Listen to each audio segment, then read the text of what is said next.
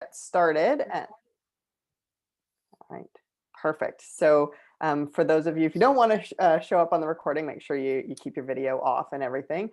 My name is Dr. Lindy Ledohowski. I am now the VP Operations of Wize. I've got my Wize logo t-shirt on, but I was the co-founder and CEO of SAJack right up until July, when SAJack was acquired by Wize. So SAJack is an academic writing software platform that I developed. I had been a high school English teacher, and then I had been a university professor, an English professor at the University of Waterloo, and developed in SAJack the software that I wish my students had.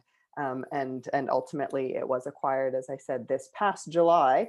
So very recently by Wize, which is an ed tech platform based in Vancouver. And Wize's software is really focused on helping students in STEM subjects. And so SAJack brought the academic writing and literacy piece to come together with what Wize was already doing with the accounting and the business and the chemistry and the calculus subject areas that they were really masters of. And what I'm going to talk to you today won't be all of those sort of big business topics, but a really specific and focused conversation about building your MVP, your minimum viable product. So some advice from the trenches on that, with a specific focus on what does it mean and how do you go about launching that MVP. So if you do have questions along the way, by all means, drop them in the chat or unmute yourself and jump in with your question.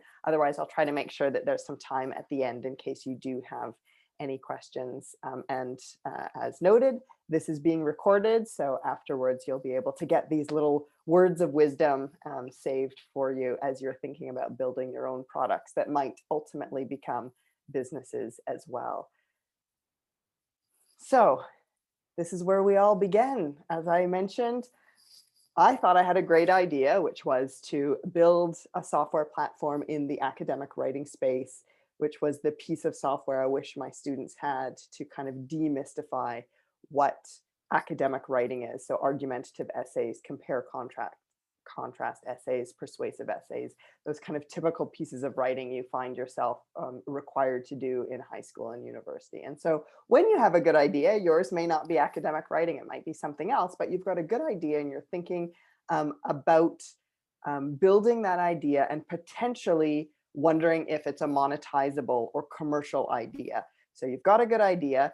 Often the advice is to get an MVP, a minimum viable product, out there in front of users to get their feedback. And the more features, the better. And that's the best idea. So you want to get the best product you possibly can in front of your users. That's the typical advice that we're all given in terms of developing that MVP and getting the best feedback from our potential customer base. But that might be wrong advice.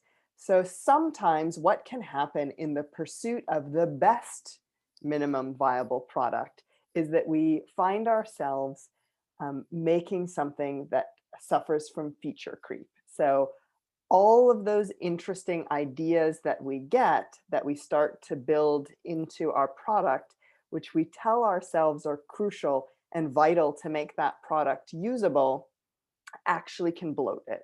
It can actually make that product not the minimum viable product, but something that is getting a bit too much for that very early testing stage. And so what you want to do before you get that minimum viable product that you start to build, if you don't have the appropriate rigor around your process, you can have, as I say, that feature creep. So before you get that minimum viable product started, it's important to understand what is the most valuable aspect. So that's that second V in there, your minimum viable, valuable product.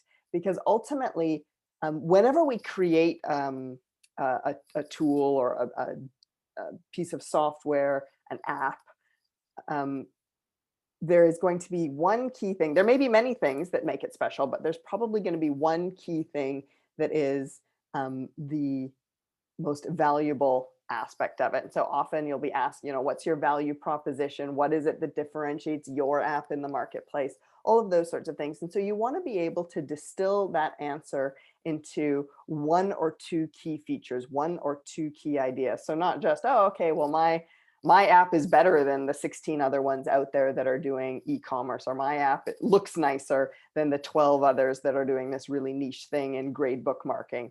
You want to be able to actually identify what is it that is most valuable to your users, to your customers. And typically, value is going to be determined by an efficiency metric or an outcome metric, and sometimes an experiential metric. So efficiency is it lets somebody do something faster or better. An outcome is it lets them achieve the outcome that they want in a superior way. So in my case with SAJack, it will get them better grades, for instance. And then that experiential one might be that it's fun to use. There's something very specifically fun about it. And again, in the SAJack context, that experiential one had to do with reducing writing anxiety. So for us, those were the three key things that we wanted to make sure we were able to test with SAJack. So in the SAJack case study for our minimum viable, valuable product, even though the ultimate SAJack product as it currently stands today and as was acquired by Wize this summer, there's courses, there's custom templating that educators can do, there's peer feedback, there's automated feedback, it integrates with major learning management systems, all of those wonderful things. But this screenshot here is the most valuable part of SAJack, which is this essay editing template. So when you go into SAJack, you choose what kind of essay you're going to write, and then it will spool up a template for you. So say an argumentative essay, or it creates the scaffold for you, and there's tips, prompts, guidance. So in 2014 and 15, when we were creating our minimum viable, valuable product, we had a really rough version of this. It was essentially sort of web form. But what we wanted to test was, does the logic that we were putting together work? Is it valuable to our end users? In our case, it was students and teachers. So you want to be able to have some kind of a product, and it could even be just a slideshow showing imaginary screenshots or mock-ups, or it could be something in Figma where you're playing around with some of the functionality that you might have. And then you want to get feedback to identify that real value proposition. So you can have focus groups with your users, you can have discovery calls where you interview particular target users or people you think might be your target users. You can develop, as I said, those very simple prototypes, and there are a number of different tools out there, no coding tools that you can use. And if you're a really great and fast coder, you can also whip something up very easily and have those prototypes out. And prototypes are somewhat different than that MVP. You can also conduct surveys. You can send out SurveyMonkey surveys asking a number of different kinds of questions. And those questions are about particular features to get at the value that you think your target market is going to find in the product that you're trying to build. So there's no point in building this really amazing piece of software, this really amazing app, or this really amazing Chrome extension if you can't identify exactly why it's valuable to your user, because you've been able to canvas that user to find out and validate that sense of value. Of course, then there's also expert research. So going to people who are experts in the fields that you may find yourself in. So that may be fintech or health tech, or in my case, ed tech. Also, again, there's market research where you may be able to plug into some databases and see what other competitors or related or complementary companies are doing. So that's all kind of ways in which you can situate your own product within the value proposition of the ecosystem that you might find yourself in. So again, for SAJack, broadly speaking, we're in ed tech. And so we position ourselves within ed tech. And then within ed tech, there are administrative tools, there are learning tools. SAJack and Wize as well are learning tools. So then within the learning tools, there's K-12, there's higher ed, there's college, there's workplace, there's academic.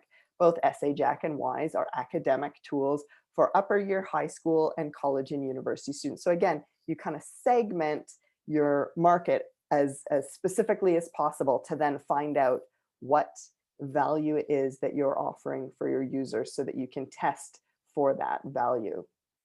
Once you start to identify that niche and start to gather feedback in all of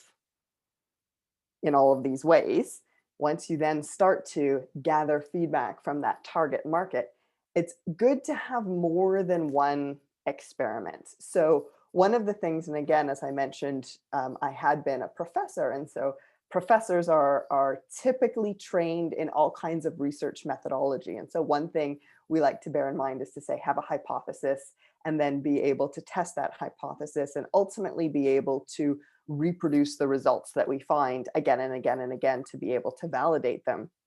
So if you do one set of survey questions, for instance, with one group, it's often good to try asking different versions of those similar questions to that same group or to another group to see whether or not you're starting to get similar feedback from different cohorts within your target niche.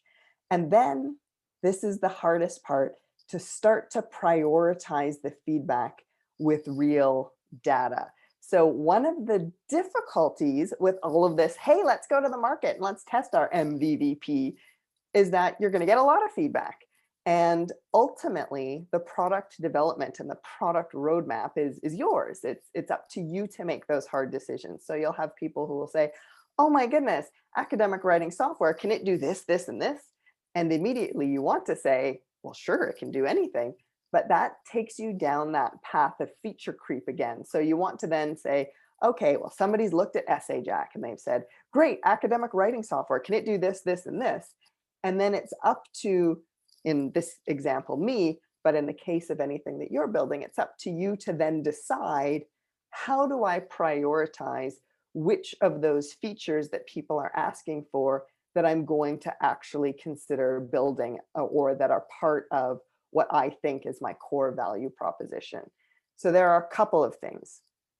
One is to be really focused in identifying how you prioritize those requests from people or their feedback. So is it workable? And is it workable within the time and the resources you have to allocate to the project? So people are asking you to do a number of really interactive things to be able to connect with a much wider community, and that's going to take a long time. Then you may say, okay, well, that's going to go later down on the roadmap, and it's not going to be part of this MVVP. The second is figuring out the value in monetary terms. So does that feedback that you're getting from somebody where they say, can it do this, this, and this? Will those things lead to revenue?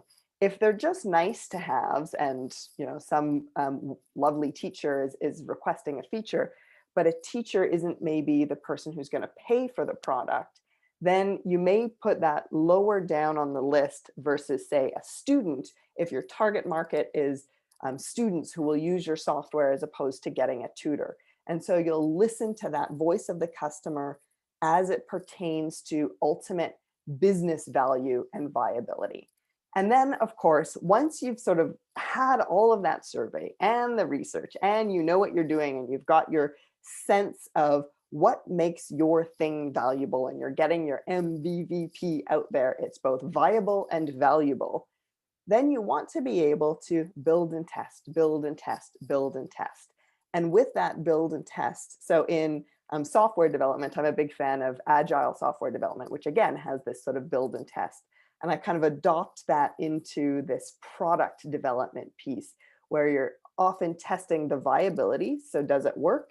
And the value, does it pay at every step of the way in whichever way that you're testing with users? So it could be that you get your MVVP out there and slap a price on as soon as possible. And that's one of the ways in which you test its value. So do people pay for it? Or it could be, again, all of those other sort of focus groups and surveys and the ways in which you can collect data.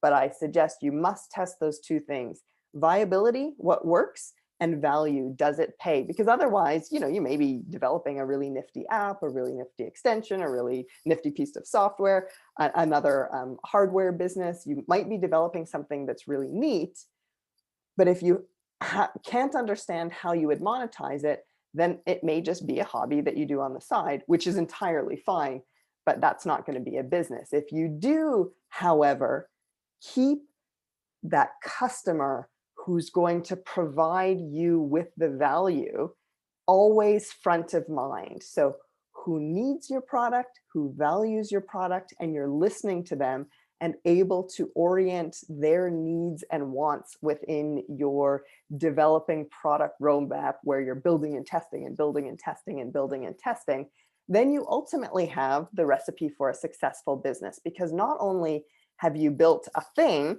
that people want, so it works, it's viable, and it's valuable because they'll pay for it, but you've also then proven the concept. And that's really what's crucial to taking a product and turning that product into a business. So if you don't cross over with that viability and value, then you have a product, and that's great, and you can play around with your product forever. But it's like if I make a pair of shoes and I embroider those shoes, and those shoes are the best shoes ever, but nobody ever wants to buy my shoes, then I have a hobby business making lovely embroidered shoes on the side. I don't have a business where I can sell shoes. And again, that's fine. It might be rewarding to extend the metaphor, to make the software that you're making, or to make the product that you're making.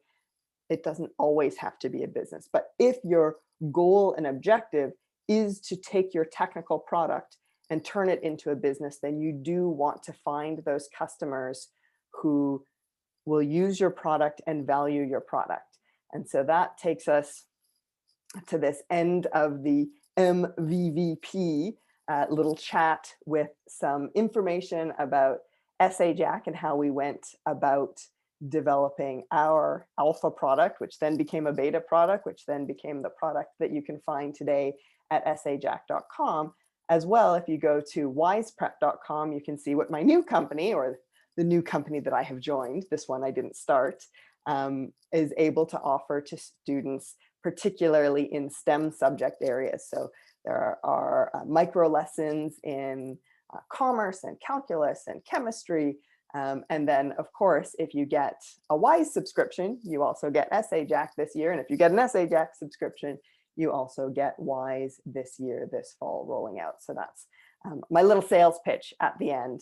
If you want to find me on LinkedIn, it's Lindy Ledohowski, and I'm on Twitter all the time at Dr. Lindy. So I will stop at this point, see if there are any questions or comments that I can answer for you.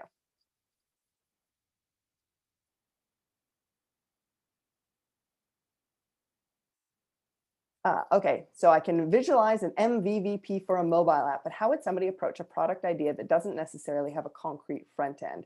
So a CLI tool or back-end service.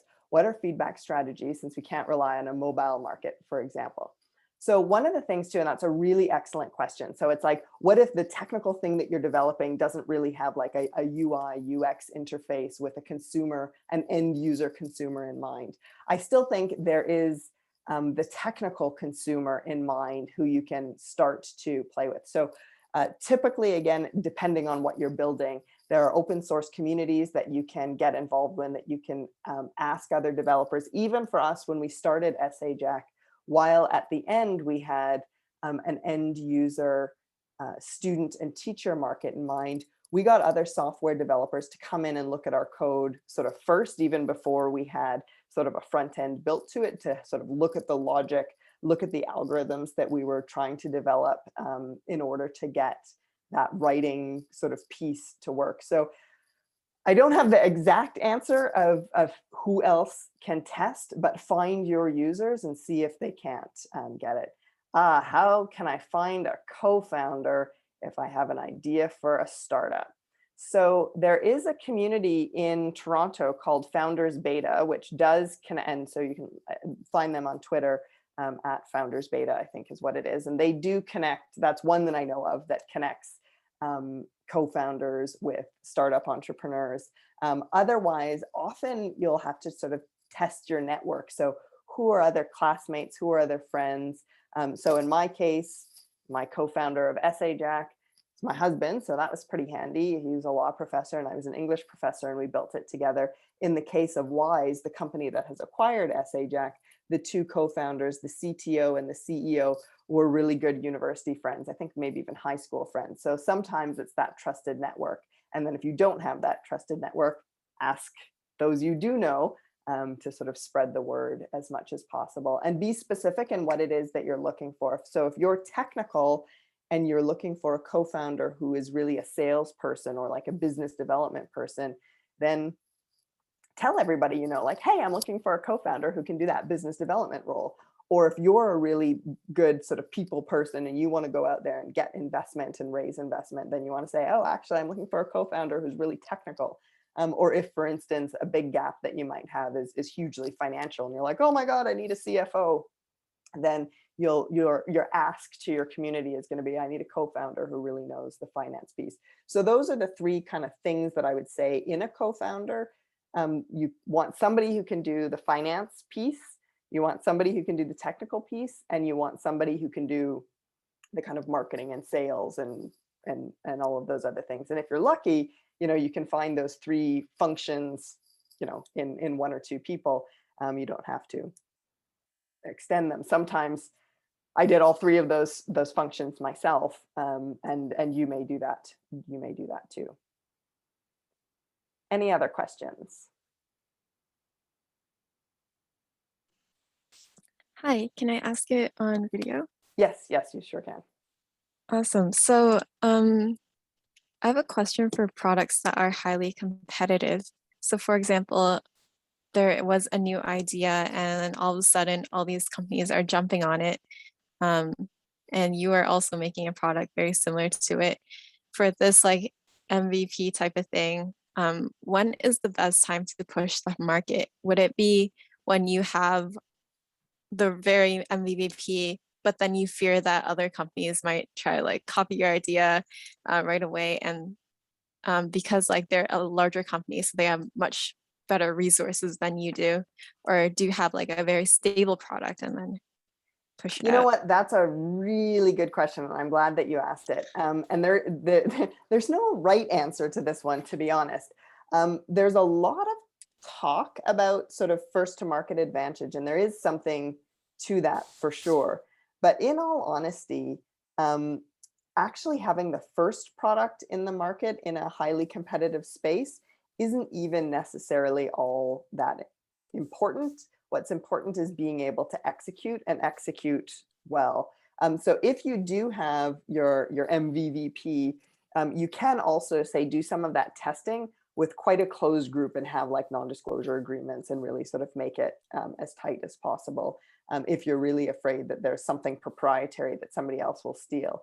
Or realistically, you can take the chance and have your product out there in front of people and just have confidence that when it comes to really monetizing and marketing it, you're going to be able to get your piece of the pie, and it's not going to be all used up. Because realistically, like especially in with hot products and hot markets, there's typically like, you know, plenty of market share to go around before you start to find out like, oh my gosh, you know, the video chat marketplace is entirely saturated and there's no point kind of entering it or whatever. There are still, I mean, for goodness sakes, people still use Skype. So, you know, there's obviously room for a number of different players in different spaces, I think.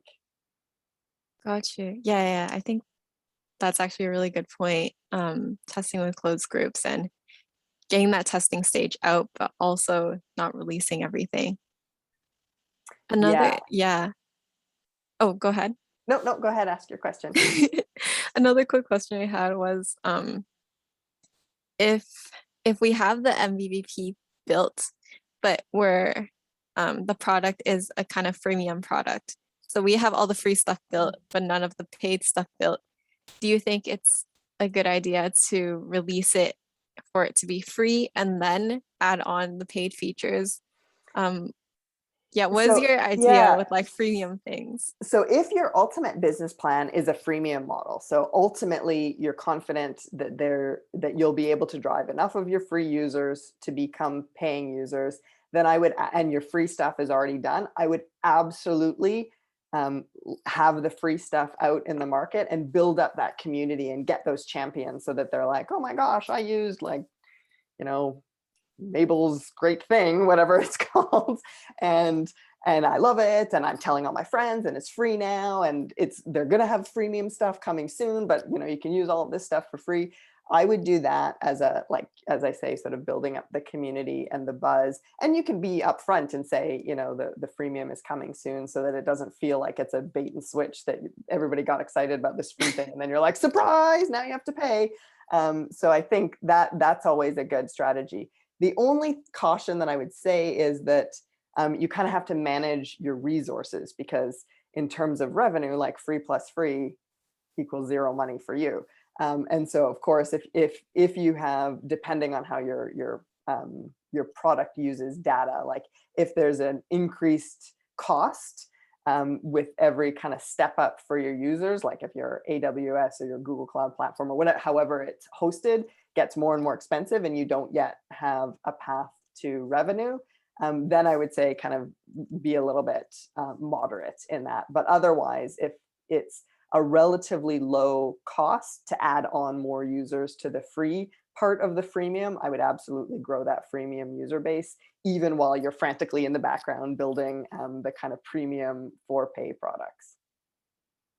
Okay, and for like the for free products, um, let's say like we released it and there's a bunch of free features, and then suddenly we go like, wait a minute, this feature is a little bit too good to be free. Um, do you think it's a good idea to take it back and move it into the paid section, or do you think like this is something that would reduce the users because all of a sudden they're going like, oh no, wait, this was a feature I actually really liked and I don't want to be paying for it? Yeah, that's going to be a hard one, which I'll have to answer offline, because now Okay. everybody's they've got another session coming in, so they're going to kick me out. So we'll stop it here. But if